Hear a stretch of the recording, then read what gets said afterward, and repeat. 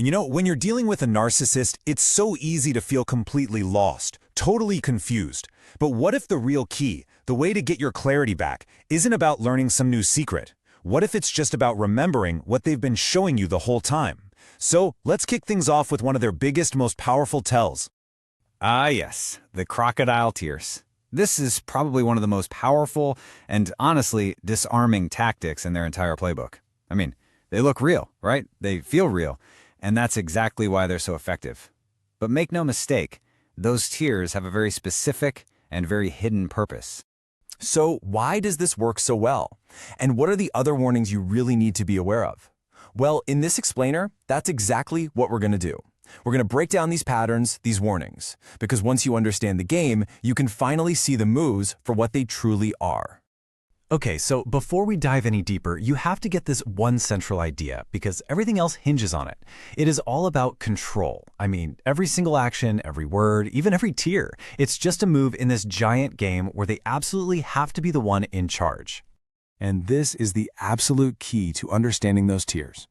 When they start crying, it's not about change, it's about compliance. It's a strategy, a pure and simple move to just shut down the argument. Think about it. It's not about them having some big revelation that they were wrong. No, it's about getting you to back off, to comfort them, and to just drop the whole thing. And this creates this awful cognitive dissonance in your head, right? You start thinking, oh, maybe they're not so bad after all. And boom, just like that, you're right back under their control. And this comparison just lays it all out so perfectly. Look at the difference. Real, genuine remorse, it leads to one thing: changed behavior. The person actually stops doing the thing that caused the hurt. But narcissistic tears, the outcome is totally different. The dispute just ends. That's it. The problem isn't solved, not at all. It's just buried for now, and their control is back in place. See the difference? But this game of control, it goes way beyond just crying on cue. So let's get into some of the other, more subtle, but just as powerful tactics of emotional manipulation they use. Okay, let's talk about something called invested generosity. This one's sneaky. With a narcissist, a gift is never, ever just a gift. Kindness is never free. It's like a down payment. They're literally investing in you, expecting a much, much bigger return for their benefit later on. And they're willing to wait for that payback. And hey, if that invested generosity doesn't get them the control they want, you can bet chaos is next on the list. They will literally create chaos out of thin air, start a massive fight, invent a crisis, all to hit a reset button on the relationship. And then, in the calm after the storm they created, who gets to set the new rules? Them. They establish a whole new reality, new conditions you have to meet just to stay in the relationship. And all of this leads to maybe the most damaging tactic of all. Because at a certain point, it's not just about controlling what you do anymore. It's about controlling what you think, what you believe. It's about completely distorting your reality. And this is how they do it. It's a full-on assault on your sense of stability. We're talking constant negligence, outright lies, fabricating entire stories, throwing false accusations at you, even going so far as to tarnish your reputation to other people. The goal here is simple: to get you so confused and off balance that you start to doubt yourself. You can't trust your own memory, your own judgment. And who are you forced to rely on then? Them. Their version of reality becomes your only reality. This right here is, well, it's chilling. Remember that the narcissist is not responsible for preserving your dignity in front of others. Just let that sink in. They will not protect you. In fact, they'll often be the ones leading the charge to ruin your reputation. With them, you have no immunity, no dignity, no support. It doesn't matter if you're family or a partner.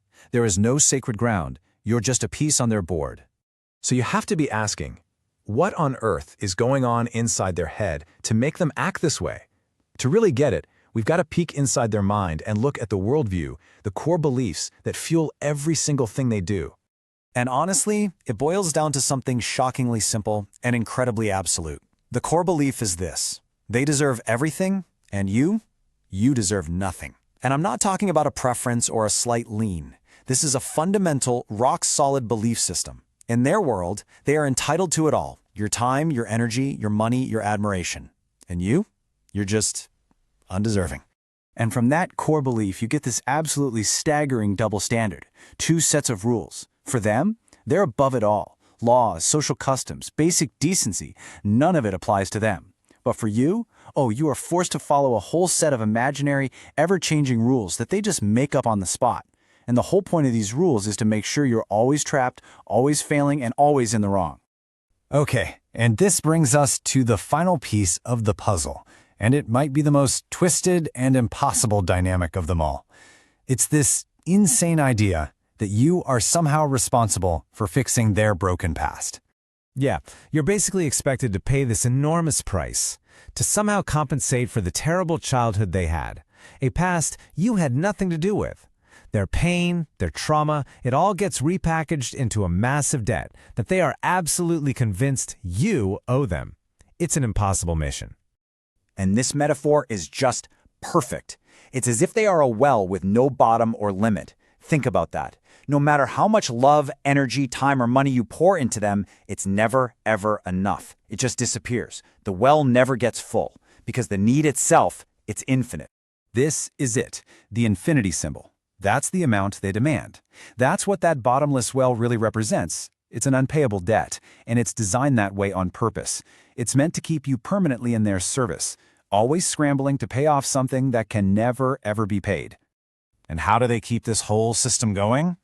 It's simple. Blame. You are inevitably blamed for being the cause of every single mistake. Anything that goes wrong, anytime they're unhappy, any failure on their part, somehow it always circles back to being your fault.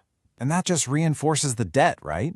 It keeps you trapped in that horrible cycle of trying to fix something that was never your job to fix in the first place.